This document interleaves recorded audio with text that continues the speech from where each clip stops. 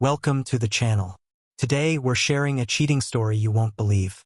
If you enjoy it, please like and subscribe. Let's get started. Out of nowhere, John thought about his dad reading the newspaper. He could picture how his dad would snap the paper open with a sharp noise, followed by the gentle rustle of pages when he found something worth sharing. It was a little habit that always caught everyone's attention. Closing his e-reader, John wished it could make a sound like that. Even snapping its cover just gave a dull thump. He looked at his wife, Olivia, who was deeply focused on her e-reader and didn't seem to notice him. After a long sigh and still no reaction, he said he was going for a drive. Olivia, absorbed in her historical novel about Anne Boleyn, didn't respond. John settled into his old hatchback, unsure where to go, and stared at the garage door through the rain on his windshield. After 5 minutes, he decided to head to the nearby shopping center despite his reluctance to navigate through crowds of teenagers on a wet winter day. The traffic was heavy, and it felt like everyone had forgotten how to drive in the rain. Arriving at the shopping center, he noted the packed parking lot and parked at the far end, avoiding the frantic search for a closer spot. Dreading the walk through the drizzle, he donned his jacket, feeling cold and damp by the time he reached the entrance. The air inside the mall was warm but had an unpleasant odor reminiscent of damp clothes drying. As he wandered, he occasionally glanced at store displays, feeling underwhelmed by the women's clothing that seemed unflattering. Stumbling upon a coffee shop, he joined the line behind young customers ordering complicated drinks. When it was his turn, he simply asked for a small coffee with milk, only to be informed that the smallest size was medium. After a frustrating exchange, he paid $8 for a plain coffee and settled at a table outside the shop, hoping it would warm him. While sipping the too-hot drink, John began people watching. He was struck by the sight of young women who were either significantly overweight or underweight and the prevalence of tattoos among teenagers, which he believed should be illegal until they were old enough to understand the implications. 10 years earlier, his daughter had roamed the mall, leading to arguments over her clothing and makeup. He recalled the importance she placed on how others perceived her, knowing the teenage drama would eventually pass. As he observed the girls, he contemplated the challenges their parents faced, aware that one day these girls would grow into women and forge their own paths in life. He looked at the women who were closer to his age, late 40s. It was depressing to think that these were the same women who had been so vibrant, sexy, and alive only 20 years earlier. It was as if they had given up on being attractive short hair, no makeup, loose shirts, and stretch pants that should never have been worn on their overweight bodies. Some of the stretch pants left nothing to the imagination. Unfortunately, his wife had adopted the same fashions. He sipped his coffee. It had cooled enough to be drinkable while he'd been watching people walk by. The women weren't the only ones who had forgotten how to look good. The men were overweight as well. They wore wrinkled pants with loose shirts that helped hide their substantial guts. He looked down and sighed. He wasn't ready to be on the cover of GQ magazine himself. He had never thought about how much life inside the house had revolved around the children until after they were gone.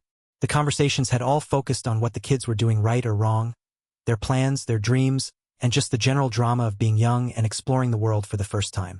His wife even planned all activities around the kids. Without the kids at home, there was nothing to talk about. His daughter, Charlotte, had moved out of the house 6 months ago. That had been a big deal, encompassing 2 months of talking about it, weeks of apartment hunting, and more weeks of shopping. His wife had been right in the middle of it, buying housewarming presents of a practical nature, such as a vacuum cleaner, and presents of a less practical nature, such as a picture to hang on the wall. He had been surprised to learn that his daughter's move had cost him as much as 4 months' rent had cost her. John wasn't upset about the money. After all, he had slipped her some cash to help out with the bills until she had gotten an idea of how much it would cost her to live on her own. He was her father, and fathers did care about their daughters. It hadn't been the same when his son, Benjamin, had moved out of the house. He, his wife, and Benjamin had gone to a discount store one afternoon and purchased everything the boy would need for his place. The next day, Benjamin had moved into his apartment, and that was that.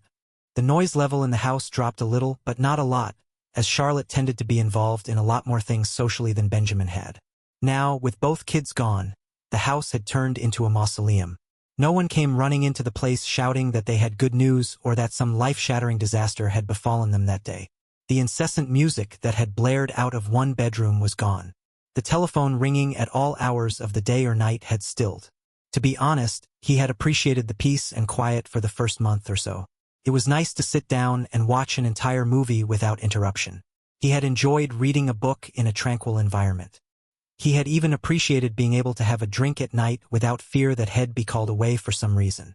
It was nice being able to plan things without having to learn the kids' schedule first. Then the quiet began to eat at him. He couldn't understand what the problem was. There was something missing, something very important, and he didn't know what it was. A sense of unease was eating away at him, making his temper short. It was getting so bad that it was affecting his job. Sighing, he realized that he was getting old. It had crept up on him without him being aware of it. Yesterday he thought of himself as early 40s, and today he felt 65. He was becoming the grumpy old man who looked at everything around himself and found that he didn't like it. John finished his coffee and tossed the cup toward a nearby trash can. Although the cup hit the edge, it did go in. He raised a fist in a little sign of glory. It was the first little spark of pleasure in his whole day. Continuing his little tour through the mall, he stopped in a small electronics store. It had the usual selection of computers, cell phones, electronic accessories, televisions, and stereos. He paused in front of the stereo systems. There were only 4 different styles on display. He picked the smallest and least expensive one, thinking that he could get a little music to chase away the depressing silence in the house.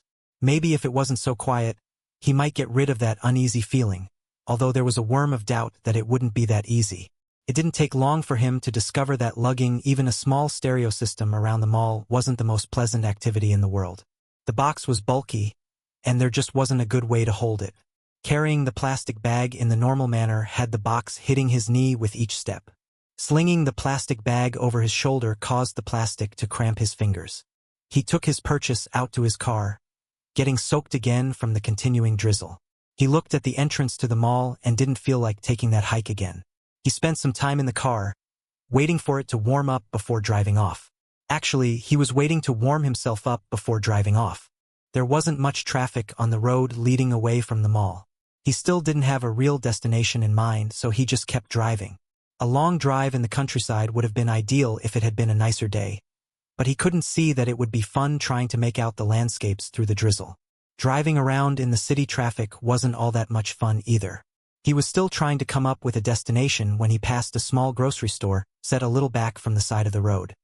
His stomach growled, reminding him that it was well after lunchtime and he hadn't eaten since breakfast. He pulled off the road so that he could turn around and head back toward it. It had been years since John had been inside a little family-owned deli like this. There were a couple of small tables in front of the deli counter. To the side was a small grocery area that provided a small selection of soft drinks, chips, and dessert snacks. It didn't have the variety of products that most convenience stores carried. The overhead fluorescent lights were dim, and one of them flickered. Still, it was a nice, clean little place. The guy behind the counter looked to be only a couple of years younger than John. He had a ready smile and wrote down John's order. A roast beef sub with the works, plus potato chips and a pickle, on a restaurant order pad. John watched the man cut the bread in half, slice the meats and cheeses, load it with lettuce, tomatoes, onions, and peppers, before drenching it with oil and vinegar and finally sprinkling spices over it. He put the sandwich on a plate with a handful of chips and laid a pickle beside the sandwich. It looked delicious. John grabbed a soda from one of the coolers and paid for his lunch. It had been years since he had eaten a sandwich made like that. He had gotten the full size, only thinking after the fact that he should have gotten the half. The sandwich was more food than he normally ate for lunch. He carried his plate and drink over to one of the tables. It wobbled when he set the plate on it, so he tried one of the other tables. It was solid. "I've been meaning to fix that table," the man behind the counter said. "It should just take a minute to fix." "What's the problem?" "Parts. I can't get the little foot that screws into the bottom to level it." "That's not a problem. You get a good long bolt that's the right diameter, and if you can't find one with the right thread, tap the holder to fit it. It won't be pretty, but it'll keep the table from wobbling," John said. To keep the head of the bolt from scratching the floor, he recommended using the plastic top from a soda bottle as a cap on the bolt. No one ever looked under the table to see what made it stable. They only looked when it wobbled. "I don't have the tools for that," the man said. "I bet you've got a lot of construction crews that pick up lunches here. I'm sure one of the guys has the parts and the tools in the back of his truck." Offer him a sandwich if he'll fix it for you, John said. You seem to know how to do these things. Could you do it? Actually, I'd probably hurt myself if I tried. I'm not all that good with tools. What do you do for a living? I manage properties for people who are too busy to manage them themselves, John answered, gesturing to the table. I run into a lot of nuisance stuff like that table over there. It costs too much to replace, but you can't get the correct parts to fix it properly. I've got a fellow that I use who is a shade tree mechanic at heart. Jed can patch up most things like that in a minute. I'd say he's a handy fellow to have around. I'm not all that mechanically inclined, the man said. John said I could send him around here. I'm sure that in less than an hour he'd have that table fixed, the fluorescent light replaced, and the cooler over there leveled. How much would that cost? You'd have to work that out with him, John said. If you could send him over here one afternoon, I'd be most appreciative, the man said. He'll do that. I figure this is a win-win situation. You need stuff fixed and he needs a little work. John took a bite out of his sandwich. Tasted as good as it looked. The crust of the bread had just the right amount of hardness, while the interior of the bun had a great texture. The ingredients were fresh and flavorful. The vinegar and oil had covered the lettuce, tomatoes, and onions without soaking into the bun. He was definitely going to come back here. He ate his sandwich, watching the owner at work. A few customers came in and purchased sodas and snacks from the market side of the store. It wasn't very busy, not like a corner convenience store, he imagined, and the guy had plenty of business around lunchtime, particularly during the workweek. Between customers, the man spent his time cleaning up the place. It wasn't an overt kind of scrubbing but an easy wipe of his washcloth here and there while he did other things. There was no buildup of dirt or grime anywhere that required a rigorous application of elbow grease to remove it. Watching him at work, it was obvious that the man took more than a bit of pride in ownership. John finished the sandwich, surprised that he had managed to eat it all, and sat back with a satisfied groan. That was good. Thank you. It's pretty hard to go wrong with a roast beef sub, the man said. I've gone to that big chain and I'm often disappointed. That's a chain. You've got to expect that. I guess so. How long have you owned this place? My dad opened this place when I was a little kid. I took it over when he retired 8 years ago. Wow, you don't see many businesses getting handed down from father to son like that anymore, John said. Dad had dreams of me going off to college and becoming an engineer. I think he was kind of disappointed that I wanted to work with him. Why would he be disappointed? He's kind of old world, from the old country. He opened this place to provide for his family after immigrating here. I think he wanted a better future for his son than being a shopkeeper. What country did he come from? Hungary. He got out after the Russians invaded Budapest back in 1965. My dad really hated the Russians and communism. He was one of the students who had been protesting communism and helped bring down the government in the revolution. In fact, he was the organizer of a pedophile circle. What's that? John asked. A pedophile circle was what they called a group of students who would meet regularly to discuss politics. In particular, they were incensed by the creation of the Warsaw Pact, which basically annexed Poland and the Eastern European countries as satellite countries to the Soviet Union. Those circles formed the core of the protesters who marched on Parliament and ultimately brought down the government. I don't know much about that time in history, John said. It was a big deal in its day, the man said. I can imagine. By the way, my name is John. I'm Lucas. Lucas, that's an unusual name. My dad named me after Lucas Smith. He was the prime minister of the provisional government that was established after the fall of the Soviet-backed government. He was kind of a moderate and respected by just about everyone. My dad was one of those who felt that Smith hadn't gone far enough when setting up the provisional government but appreciated that he had taken it in the right direction.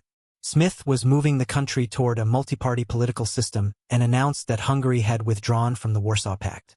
It was a move that cost him his life through an act of treachery. Smith was killed by the Soviets after they invaded Hungary. They promised him safe passage and then didn't let him pass.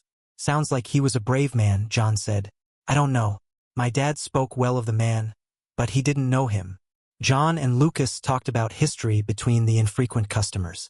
John ended up spending an hour just talking. It was a very pleasant time. It wasn't until John was driving home that he realized he was feeling pretty good. That sense of unease had backed off a bit. He didn't know what to make of it, but he liked how he was feeling. Lucas had been an interesting person, and it had been a nice little chat. It had killed an hour and a half of what had been a long and boring Saturday. He returned to the house, forgetting that he had purchased the stereo system. He left it in the car. He stopped in the living room to let Olivia know that he had returned. Looking as if she hadn't moved an inch from when he had left earlier, Olivia was still reading her book on her e-reader. She didn't bother to look up when he entered the room. "I'm back." Olivia tore her eyes away from her book. "Oh, you're back. That's what I just said. There are sandwich makings in the kitchen in case you're hungry." "I ate already," John said. "That's nice. There's sandwich makings in the kitchen in case you're hungry." Dismissing him, Olivia returned to reading her book. Maybe her book was just so interesting that she was lost in reading it. It had been a long time since Head found a book that engaging. John stood there, looking at her while she appeared to be oblivious to his presence. This awkward exchange had basically summed up their relationship. John wandered through the house looking for something to do. The quiet in the house was almost oppressive. Perhaps it was the thin layer of dust that dampened the noise. Even the little sounds that a house makes, the fan of the heater, the low mumble of the refrigerator, and the moans and groans of the house settling, sounded muted. There wasn't the drip, drip, drip of a leaky faucet, as Head had Jed fixed that months ago. It took about 5 minutes to remember that he had a stereo system in the car. He hauled it in and went through the process of setting it up. The first thing he did while unpacking the stereo was to set the directions aside where they could be safely ignored. Of course, the instructions were unnecessary, and considering how small the print was, unreadable. All he had to do was plug in the speakers and then plug the stereo into the wall socket. The total time required was less than it took to retrieve the box from the car. He turned on the stereo and found a classic rock station. A slight adjustment to the volume and music filled the room. At least the oppressive silence was gone. "Is Charlotte home?" Olivia asked from behind him. "No." "Oh, I heard the music and thought she was here." "Not here," John said. "Okay," Olivia said, and she returned to the living room. John watched her walk off, puzzled by her behavior. That uneasy feeling returned full force. He didn't know what to make of it. He shrugged it off and went over to the computer. He spent the next hour reading what he could about the Soviet invasion of Hungary. It was kind of interesting how few names were mentioned. It was as if people like Lukas' father didn't really contribute to what was a historic event. A few leaders within the interim government were mentioned, but that was about it. He did read a bit about Lucas Smith. His cell phone rang. A coffee shop in one of the office buildings he managed had a water leak. According to the caller, water had spread into an adjacent office and through the building lobby. The water had been turned off, but he was needed down at the building to decide what to do about the damage. Little disasters like this didn't happen frequently, but when they did, he had to respond. "Olivia, I'm heading to the Ocean View Plaza. There's a water leak I've got to check out," John said while patting his pockets to make sure that he had everything he needed. "They'll save dinner for you." "Thanks," John said. Facing what felt like a never-ending drizzle, John drove off to the office building with his thoughts on what kind of mess he would find once he arrived. His imagination didn't do justice to it. The pipe had sprung a leak the previous evening and had been dumping water onto the floor for nearly 12 hours. It was so bad that water had been running out the front door of the building. In the drizzle, the trickle of water under the door wasn't even noticeable. He spent time on site with the phone to his ear. First, he contacted a water damage company to come out and deal with the water. It was necessary to get the water removed before it caused more problems. The last thing he wanted was mold and mildew. Fixing that would cost a fortune. He knew the folks would show up with the equipment to get up as much water as possible, and then dryers would be used to get rid of the dampness. They'd be pulling water out of the place for the next 24 hours based on how much was there. After he had arranged for the water damage company to come, he called in a plumber to take care of the water leak. The water had been shut off, but an office building could not run without water. The owner of the coffee shop would want to open on Friday morning, and that wouldn't happen without water. He then called the owners of the businesses on the first floor and requested them to come out to assess the damage to their businesses. For the next couple of hours, he was dealing with angry and upset businessmen. In the midst of all of that, he spent a great deal of time dealing with the insurance company. It was not a very pleasant afternoon and evening. It was well after 9 at night before he was able to head home. He passed a restaurant on the way home. He considered pulling in for a meal, then remembered that Olivia had promised to leave something for him to eat. Pulling into the driveway, he could see that the house was dark. He knew it meant that his wife had already gone to bed. She'd been getting up late and going to bed early a lot lately. He entered and went into the kitchen to discover a plate full of some kind of casserole on the counter. He poked at it, trying to figure it out before deciding it was some kind of beef and noodle dish. He looked at the unappetizing meal, wishing that he had given in to the impulse to stop somewhere on the way home for something a little better. It was too late now. He popped it into the microwave and waited for it to heat. He sat on the bar stool at the kitchen counter and ate his dinner. It was a rather bland meal but filling. There had been a lot of it on the plate. He ate as much as he could. He still left a lot on the plate. He emptied the leftovers into the trash can and rinsed off the plate. He didn't know if she had run the dishwasher, so he left it in the sink. After all the hassles of dealing with the water leak, he wanted to relax a bit before heading to bed. He debated between taking a headache pill or having a drink before deciding to make a simple whiskey on the rocks. Carrying his drink, he went into the living room and sat down in a chair. The house was quiet, oppressively so. He sipped his drink, thinking about his day. The trip to the shopping center wasn't exactly how Head wanted to spend a Saturday morning. The lunchtime conversation with Lucas had been fascinating, but the guy was just a person he had met. Although the water leak had consumed a lot of his time, it was work and not relaxing. All in all, it was a pretty bad day. He hoped tomorrow would be better. His thoughts turned to what had to be done the next day. He would have to run by the Ocean View Plaza to see how things were progressing on the cleanup. He wasn't looking forward to Friday morning, when all the people working in the building would come to work to find everything was a mess. He was left with a sense of unease, as if something in his world wasn't right. He couldn't place his finger on it, but some horrible thing, was niggling at the back of his mind. He finished his drink and sat there, staring off into space. He fell asleep in the chair, woke around 2:30 in the morning, and made his way to bed. The next afternoon, John returned from the Ocean View Plaza, feeling confident that things would be back to normal there in a day or two. The water had been removed, and the dryers were doing their job. It would take some time for the offices with carpets to dry out, but the tile floors in the lobby area were dry. People would be able to come into the building and get to the offices on the upper floors. The office next to the coffee shop would be out of business for a day since the carpets in it had been totally soaked. He pulled into the driveway, taking note of Charlotte's car sitting there. He entered the house to find Olivia and Charlotte chatting at the dining room table. The remains of some pastries were scattered around the table, but he noticed that there was nothing left for him.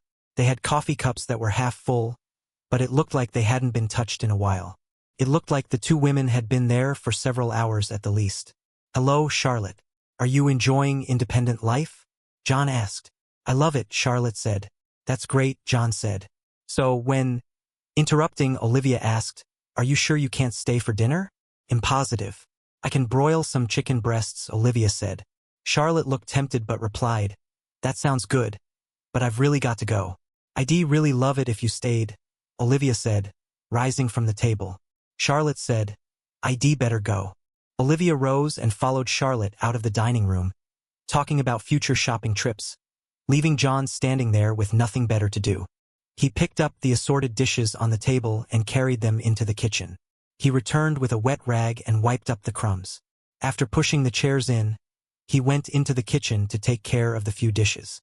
When he returned to the living room, Olivia was back to reading her book. "She left?" "Yes." "She didn't say goodbye," John said, hurt by his daughter's behavior. "I'm trying to read." "I can see that," John said. Olivia looked back down at her e-reader. "I got out the chicken," John said. "We're just having leftover casserole," Olivia said. "I heard you say that you'd make broiled chicken tonight. We're having the leftover casserole now. If you excuse me, I want to finish this book," Olivia said firmly in her "don't argue with me" tone of voice. "Excuse me," John said, feeling angry at being ignored. He turned and walked out of the house. Once again, he was left with nowhere to go. After thinking about it for a minute, he smiled before pulling out of the driveway and heading away from the house. It was a short drive to the restaurant. He went inside like a man on a mission. It was early, and the restaurant was practically empty. The hostess, after leading him over to a table, handed him a menu. He glanced over it, smiled, and then said, "I know exactly what I want." "Your waiter will be right with you," the hostess said before leaving the table. John watched her walk away, appreciating the nice roll of her hips as she moved. He sighed. Although John knew exactly what he wanted to eat, he glanced over the menu while waiting for the waiter to arrive. The Seaside Bistro was one of his favorite restaurants. It was normally too expensive for him except on special occasions. It wasn't the most expensive place in town, but he felt that it was one of the best places to eat in terms of food. The waiter arrived and said, "Good evening, sir. My name is David, and I'll be your waiter tonight." The hostess said that you already knew what you wanted to order. "That's right. I'll have the broiled chicken with lemon garlic sauce and a glass of the house Merlot," John answered. He had selected the only broiled chicken dish on the menu. It came with roasted potatoes and steamed asparagus. Normally, John didn't like steamed asparagus, finding that it was usually just tough little things with almost no flavor. The chef at the Seaside Bistro managed to do something. John didn't know what he did to the asparagus that made it John's favorite side at the restaurant. The roasted potatoes they served there weren't bad either. "Would you prefer the Caesar salad or the spinach salad?" "The spinach salad," John said. "Would you care for any appetizers?" "No, thank you." John handed the menu to the waiter. "They'll be right back with your wine, sir." "Thank you." It wasn't long before his meal started to arrive. John proceeded to enjoy every bite of food. The wine, he had 2 glasses, was excellent. The hot bread slathered with a thick coat of soft butter melted in his mouth. The spinach in the salad had to be the most tender leaves of spinach he had ever tasted. The dressing, he didn't know what kind it was, had a delightful citrus flavor to it. The main dish surpassed his expectations. For dessert, he had coffee and a slice of chocolate cheesecake. After he had finished eating, he relaxed, sipping his coffee and looking around at the others enjoying their meals. He watched a young couple, clearly in love, eating their meal. They were so lost in looking at each other that he doubted they even knew what they were eating. He remembered when he and Olivia were like that. They had been seniors in college when they had met and begun the process of falling in love while taking an anthropology class. He was a business major taking the course as a general elective, and she was a history major taking it as a required course. Her father often joked that there were no jobs for historians and that she was actually working on what he called an MRS degree rather than a Bachelor of Arts degree. Her father had an odd sense of humor that John had slowly learned to appreciate. Being college students, money for dates had been a problem, but it wasn't insurmountable. The early dates had them attending university events, with them going to movie presentations on campus, special lectures hosted by various departments, and other campus-based activities. They studied side by side in the library, ate together in the cafeteria, and necked in little isolated corners of the campus. It really didn't matter what they did. They only had eyes for each other. It was a time of excitement in which they nervously expanded the boundaries of their budding relationship and explored their sexuality. By the time they graduated, they were in love, and a few months later, they were married. John glanced back at the loving couple sharing their meal and then at the empty chair across the table. Understanding what had been eating at him crashed down upon him. He now knew what had been bothering him. It wasn't that the house was too quiet. It was that the house was too empty. With the children gone, all emotions seemed to have evaporated. He wondered what had happened to the couple he and his wife had once been. Is this a midlife crisis? He wondered. The idea of going out and buying a sports car wasn't all that attractive to him. He hadn't ever been out cruising for a mistress. That didn't mean that he didn't check out the women, just that the thought of pursuing one had never crossed his mind. He was married to Olivia and hadn't seen any reason to chase after women. All of a sudden, he felt trapped in an empty marriage. What unnerved him in pursuing that thought was that he suddenly had a reason to chase after women. He nearly spilled his coffee when that thought crossed his mind. The waiter brought the bill over to the table. John paid it without really looking at the amount.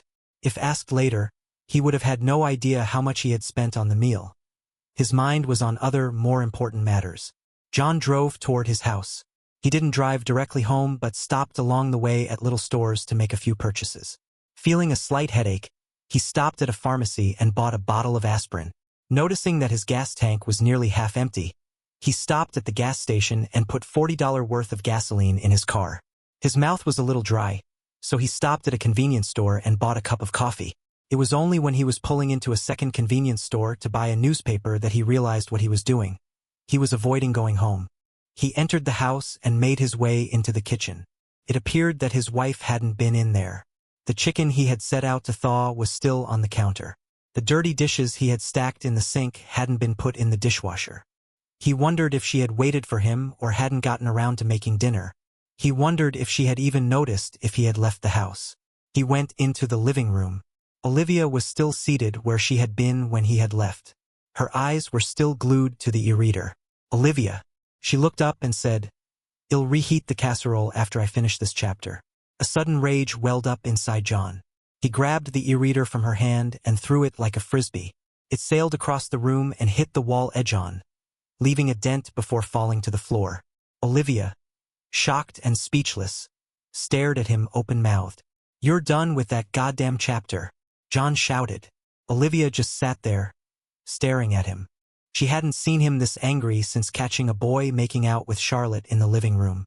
The boy had been lucky to leave the house with all of his body parts, much less his life.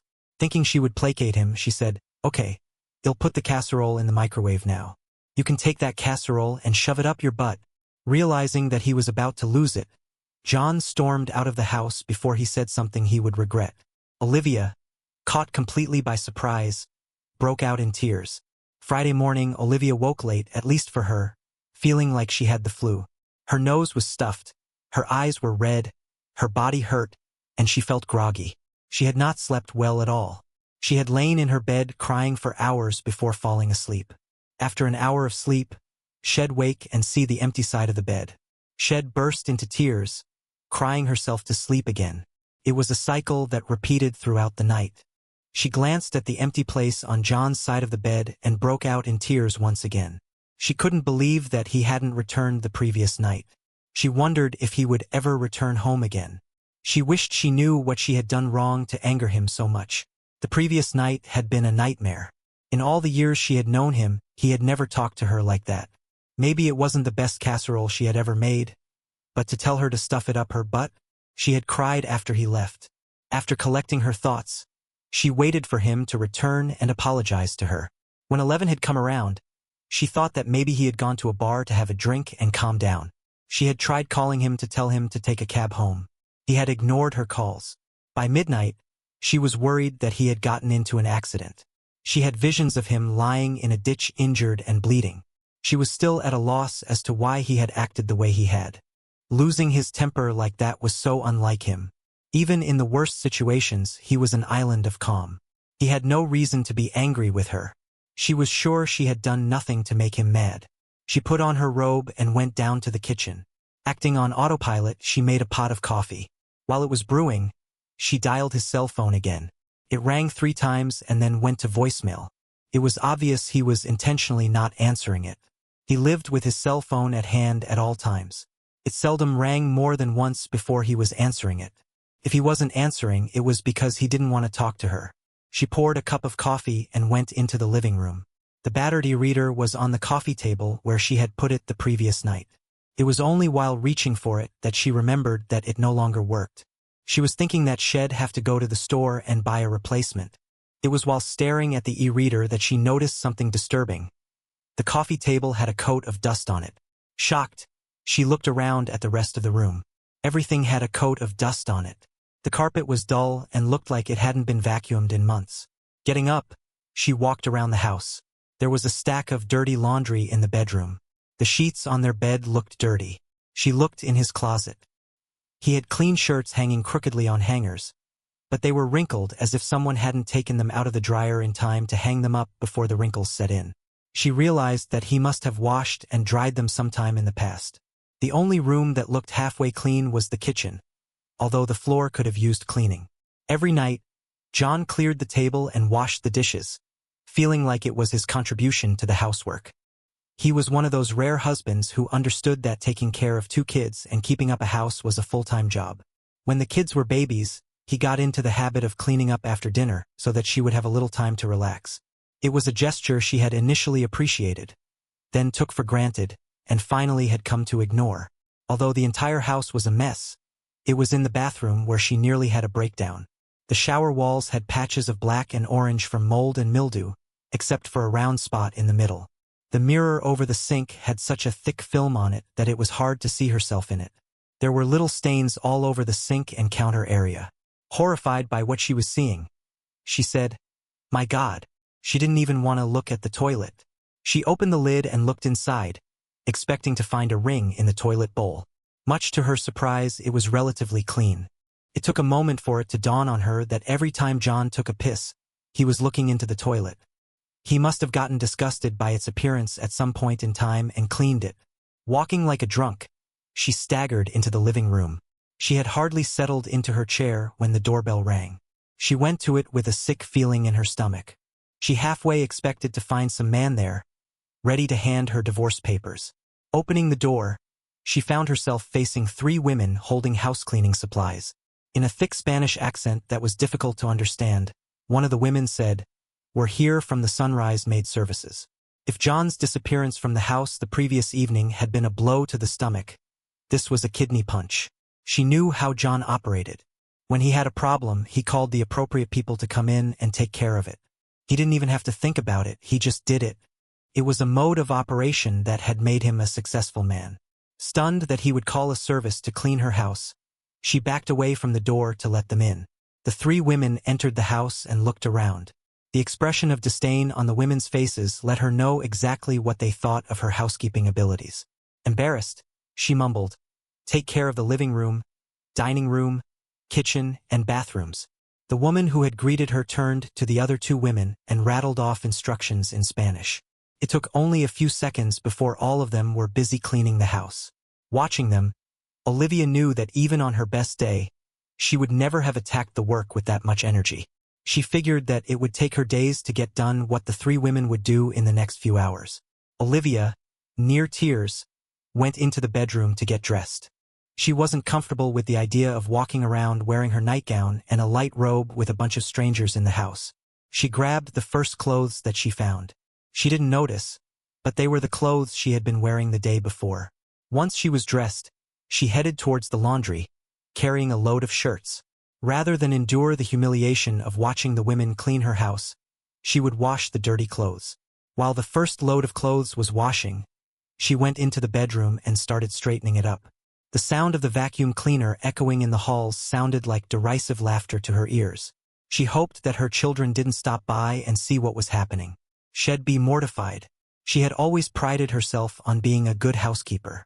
She had just stripped the sheets off the bed when the doorbell rang again. She went to the door and found 2 men standing there. "We're from All-Star Blind and Curtain Cleaners." "Oh," Olivia said. She stepped back and let them in the house. "Our work order says that we're to clean the curtains from the living room, dining room, kitchen, and 3 bedrooms." "That's right," Olivia said, barely able to get the words out of her mouth. She watched them remove the curtains from the large living room window and put them into bags. She wanted to crawl into a gutter when one of the maids smirked at her after pulling a dirty plate out from under the couch. Olivia had no idea how it had gotten there or how long it had been there. Rather than face the maids, she returned to the bedroom. There was enough to be done in there to keep her busy for the whole day. She had barely gotten her hands on the sheets when the doorbell rang again. She stormed through the house and to the door. She opened it to find a small man standing there holding a milk crate filled with tools. He smiled at her. In a thick Eastern European accent that she had never figured out where it came from, he said, "Hello, Mrs. Olivia. I'm Jed. Mr. John sent me over to patch the wall." "Come in, Jed," Olivia said. Jed had been doing odd jobs around the house for more years than she could count. "Thank you, Mrs. Olivia. You can just call me Olivia." "Yes, Mrs. Olivia," Jed said with a smile. She took him into the living room and pointed out where the e-reader had hit the wall. Jed smiled at her and then went to work. She headed back to the bedroom, knowing that Jed was one of John's trusted contacts who fixed things that broke. He would show up with his milk crate filled with tools and fix things. She had just gotten the sheets off the bed when there was a knock on the frame of the bedroom door. Irritated at another interruption, she looked over at the man standing there. He shifted uneasily before he said, "I need to get the curtains." "Take them," Olivia said. The man went over to the window and started taking down the curtains. "It's going to be a long day," Olivia said with a sigh. "You're really cleaning up the place," the man said, thinking she was talking about all the activity taking place in the house. "Yes," Olivia said in a flat voice. "Are you expecting company?" the man asked. "No. I guess you're selling the house then," the man said. "No," Olivia replied sharply, taken aback by the suggestion. "I didn't mean to suggest anything. We don't do much residential work. When we do, it's usually just before visits from in-laws, weddings, or when someone is selling a house. It's just my husband making a point," Olivia said with a sigh. She glanced at the clock by the bed and saw that it was only 10:30. She wondered who would be showing up next. She had a feeling that, by the end of the day, she was going to know exactly why John was so angry at her. She was terrified that her education had only just begun.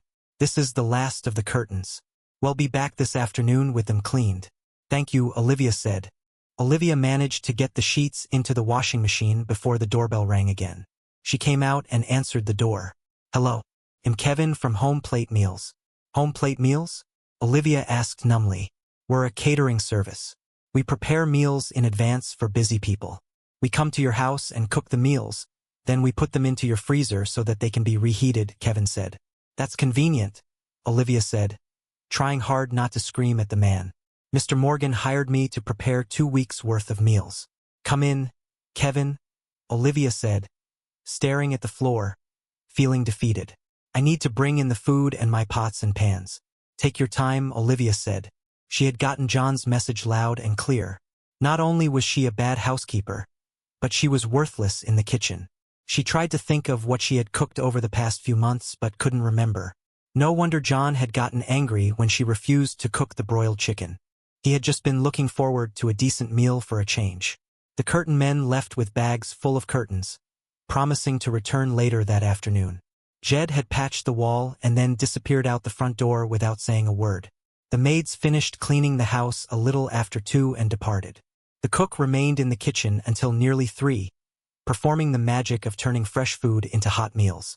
She had eaten a sandwich for lunch while watching him prepare some very good-looking and very healthy dishes. It was almost a shame to see his creations go into the freezer. The aroma was incredible. There had been a time when the aroma of her cooking had filled the air. In the middle of the afternoon, she was convinced that she had received all of her surprise visitors when, much to her horror, a window washer had shown up on the doorstep and had then taken care of the windows. He had done the inside and outside. She had stood there watching him work. He made quick work of each window. He did the whole house in less time than she would have taken to do 3 windows. Shortly after the window washer had left, the men from the curtain cleaners returned. Under her guidance, they rehung the curtains. She had to admit that they looked a whole lot nicer now. She had almost forgotten what colors they were. It took them an hour to get all the window treatments back in place. The hours of the day had passed slowly, despite how busy it had been. Despite all the interruptions, she had managed to clean the bedroom and take care of the laundry. The broken e-reader and the chicken breast that John had put out on the counter the previous night had ended up in the trash can. The e-reader by her, and the chicken by the chef.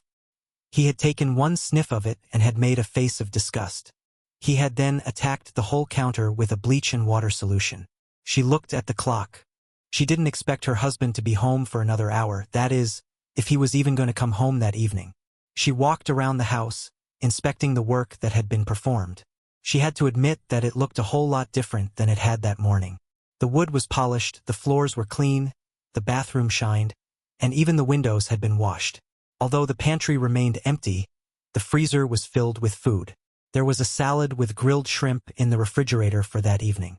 It had only taken 7 people the whole day to accomplish it. The doorbell rang.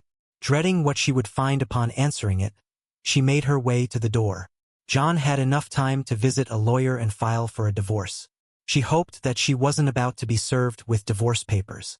A very young and very attractive woman was standing there. Olivia stared at the woman, thinking she looked vaguely familiar, but she couldn't place where she had met the woman.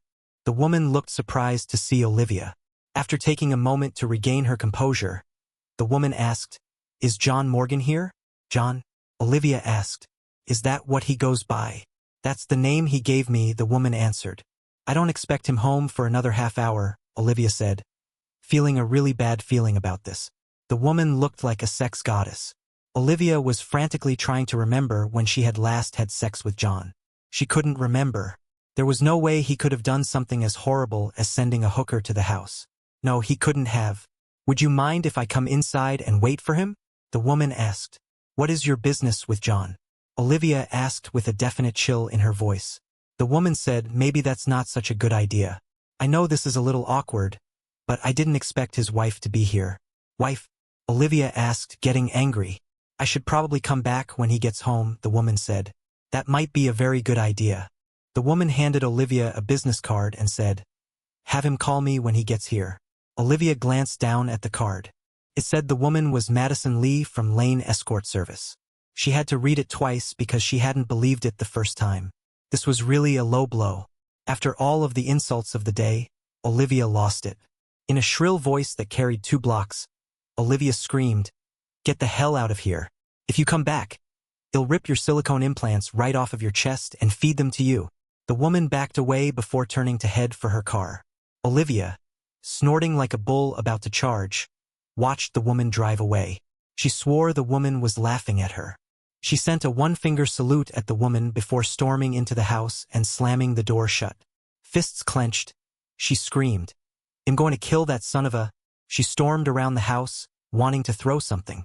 Every once in a while, she would stop and scream out her frustration at the top of her lungs.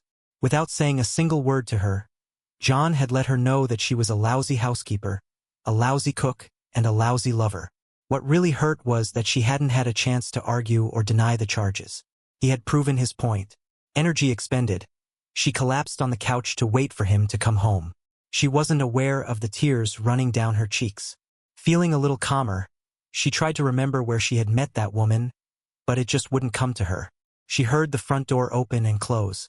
Working up her temper, she waited for him, ready to let him have both barrels. He entered the living room carrying his dry cleaning. She stared at the clothes, feeling her anger slip away from her. Had she sunk so low that Head had to run all of the errands as well? Sadly, the answer was in his hand.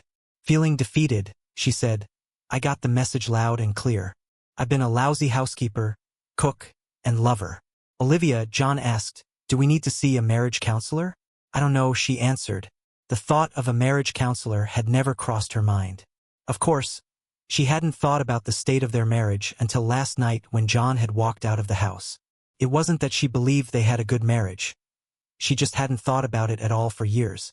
Her energy was directed at raising the kids, and somehow John had just become an afterthought. With the kids gone, John had remained an afterthought. "Let me hang up my dry cleaning," he said, lifting the clothes to emphasize the need to put them away. "Go ahead. Would you like me to fix you a drink?" Olivia asked, surprised by the offer. He answered, "Yes, that would be nice." While he was gone, she made a whiskey on the rocks for him, thankful that he was a man of simple tastes. After a couple of minutes, John, having changed out of his clothes, returned to the living room. She handed him the drink. Curiosity forced her to ask, "Who was she?" "Who?" John asked. "Madison Lee. I know her from somewhere." John chuckled, earning a dirty look from his wife. "Diana Caldwell, you know her. She's the manager over at the Pinewood Residences." "I knew I recognized her." Olivia fumed. She knew that he couldn't have chosen a better woman to play the part of an escort. Although Kathy was young and beautiful, she also posed no threat to Olivia's relationship with John. Kathy was a lesbian with no interest in men at all. If anyone had to worry about being pursued by Kathy, it was Olivia. "I'm sure you would have recognized her girlfriend." "Oh God, don't even bring that up," Olivia said with a grimace. At the last Christmas party, Kathy's girlfriend had joked several times about taking Olivia to one of the back rooms to teach her love. Olivia had not been amused when the woman had run a hand over her. Embarrassed, Kathy had dragged her drunken lover away from the party after apologizing profusely. John said, "We had a bit of fun coming up with a fake name for her." Not wanting to hear that he had fun planning her humiliation, she asked, "Why don't you enjoy your drink while I get dinner ready?" "Okay," John said before taking a sip of his whiskey. He watched her walk into the kitchen. The house was still too quiet, so he turned on the stereo. He searched for a station until he found one that played classical music. He wanted soft background music rather than classic rock. He sat down on the sofa and thought about Olivia's appearance. He had expected her to be a little better dressed, particularly after Kathy's visit. The fact was that she looked horrible, and he knew it was his doing. She looked exhausted. Her face was puffy from crying. She was wearing the same clothes that she had worn the day before, and her hair was a mess. He wondered if she had even brushed it that morning. He knew all about being tired. He had spent a sleepless night in a dump of a motel, wondering how he could fix things at home.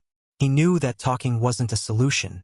She was a proud woman and would have been defensive in response to anything he could have said. Nothing would have been accomplished except for hurt feelings after a lot of yelling and screaming, in which each would have said something that couldn't be taken back. It wasn't until the early hours of the morning that he had come up with a plan. After a night of almost no sleep, he had a busy day ahead of him. A good part of the morning was spent putting his plan into action while having to deal with the mess at the Ocean View Plaza. In addition, he had to run by the Pinewood residences to meet with contractors who were bidding on reshingling the roof of one of the apartment buildings. He took another sip of his drink, unable to hold it back. He yawned. Lack of sleep, coming down from intense emotions, and the whiskey were combining to make him sleepy. "Dinner is ready," Olivia called out. Carrying the rest of his drink with him, John went into the dining room. She had put out the nicest table setting they had for a change. The salad with grilled shrimp looked excellent. There was a glass of orange juice, which he assumed was a screwdriver, at her place setting. They looked across the table at each other, not knowing what to say. Finally, Olivia said, "Bon appetit." "Same to you," John said. They both tried the salad. It was as tasty as it had looked. They ate without talking. John didn't know what to say that wouldn't sound like gloating. He couldn't even compliment the quality of the meal. After all, she hadn't made it. Her pride wasn't going to let her praise a total stranger for a meal created in her kitchen. The silence hung in the air, forcing each of them to think about their situation. John had made his point and felt he had to sit back to see if she had gotten it. Olivia had begun to see just how bad things had been for John. After finishing her meal, Olivia grabbed their glasses and went into the kitchen. She returned after a minute with both glasses refilled. Her orange juice looked like it had been diluted with a substantial quantity of vodka. His whiskey on the rocks was mostly whiskey and very few rocks. While setting his whiskey in front of him, she said, "I feel like I'm supposed to drag you off to the bedroom and let you know how much I love you, but I'm really too tired to do that. I know I would just lie there like a rug. To tell the truth, I'm so tired. I'm not sure I could perform." John admitted it. He definitely was going to have a problem staying awake if he drank that second whiskey. The events of the last 24 hours were really beginning to catch up with him. Olivia said, "I think I'll call a marriage counselor tomorrow and set up an appointment. I'm not dealing too well with the kids leaving the house." "I think that is a good idea," John said, pleased that she was making an effort to rebuild the relationship. Olivia said, "Why don't you take your drink into the living room while I clear the table?" "I usually do the dishes," John said. "It's my turn tonight," Olivia said. She didn't need another reminder that she was doing nothing around the house. "Are you sure?" "I'm sure. You've been doing too much of the work around the house lately." John went into the living room and looked at his e-reader. Normally, he'd spend a little time reading a newspaper on it. It was the only way he could keep up with current events. Tonight, he didn't want to touch it, much less read anything on it. In the kitchen, Olivia was rinsing off the dishes and thinking about what had to be done tomorrow. One of the first things she was going to do was go grocery shopping. She had been buying junky, quick-to-fix meals for too long. It wasn't right that they should be eating casseroles from a box, boiling bag meals, and microwave dinners. It was time that she started cooking real meals again. Food that filled the air with an aroma that increased the appetite and made eating a pleasure. The house wasn't the only thing she had let slide. Her appearance had really gone to hell, and she knew it. She was going to hit a beauty parlor and do something with her hair. She decided that she'd get her nails done while she was at it. She'd also get a new dress. There was no reason for her to be walking around looking like Mrs. Disaster Area. Without any pots or pans to clean, it didn't take long for her to finish the dishes. She joined John in the living room. She noticed the music for the first time. She was about to comment on the music when John said, "I talked to an interesting fellow Saturday." "Interesting in what way?" His father was a revolutionary in the Hungarian Revolution and had to flee the country when the Russians invaded. He was telling me about some of the stories his father used to tell him. It was really kind of fascinating to listen to him, even though the stories were secondhand. "I never really studied that period in history," Olivia said. "I know you know that happened 55 years ago. The folks who participated in it are now in their 70s and 80s. In a few more years, there won't be anyone alive who was involved in that event. I never thought about it that way. Why are you so interested in history all of a sudden?" "It's just that it got me to thinking. You majored in history in school, and you're always reading historical novels. Did you ever consider going back to school and picking up a master's in history?" "Not really. I'm kind of old to be going back to school," Olivia said, surprised by the suggestion. "You're not old." "Thank you, but I'm not a college kid anymore." "Well, you think about it." He hadn't expected her to immediately agree, but at least he would get her to consider the idea. She had spent the last 24 years as a mother and housewife. With the kids moving out of the house, she had more or less had to retire from the full-time job of being a mother. He thought that going to school would be an attractive option for her. "I will," Olivia said. "I am going to start going to a gym to exercise a little. I realized yesterday that I'm a little out of shape. I could afford to lose 20 pounds or so." "I'd like to join you," John said. She took a big gulp of her screwdriver. After the direct assaults on her recent performance as a wife, she appreciated the way he had gently brought up the need to lose weight. Somehow or another, she had become a total mess over the past few months. She had just slipped into becoming a lazy fat slob without even realizing it. She knew that she needed to lose a lot of weight. Her butt had dropped, and a little exercise might tighten it up again. There wasn't too much that she could do with her sagging body, though. Gravity and time were not a woman's friends. That would be nice. John had wanted a nice way to tell her that she needed to lose a little weight and get back in shape. It had dawned on him that rather than criticize her, he should set himself as an example. He knew that he wasn't exactly a poster child of fitness. The events of the past 24 hours hit Olivia like a ton of bricks. She visibly sagged. Although she wanted to talk some more, she knew that she'd start babbling soon, particularly after the vodka hit her. She said, "I'm really sorry, but I'm exhausted. I'm going to take a shower and get ready for bed." "I understand," John said. "I'm not going to be awake much longer either." He watched her walk toward the hall.